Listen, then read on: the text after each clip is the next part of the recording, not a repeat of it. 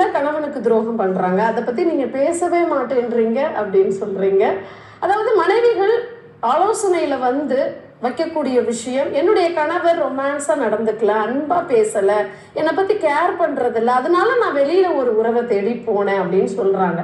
ஆனாலும் அந்த வெளியில ஒரு உறவை தேடி போய் அங்கேயுமே ஏமாற்றம் தான் எனக்கு.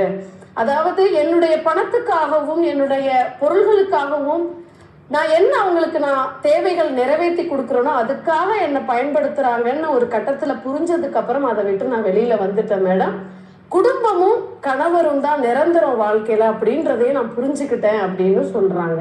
இதை தாண்டி கணவர்கள் உங்ககிட்ட அன்பா நடந்துக்கல, முக்கியத்துவம் கொடுக்கலன்னு நீங்க உணரும் போது கணவர்ன்ற பொறுப்பு அடைஞ்சதுக்கு அப்புறம் அதற்கான சூழ்நிலையே அவங்களுக்கு அமையறது இல்லைன்னு தான் நம்ம இந்த இடத்துல ஒரு மனைவியா புரிஞ்சுக்கணும்னு சொல்றேன்.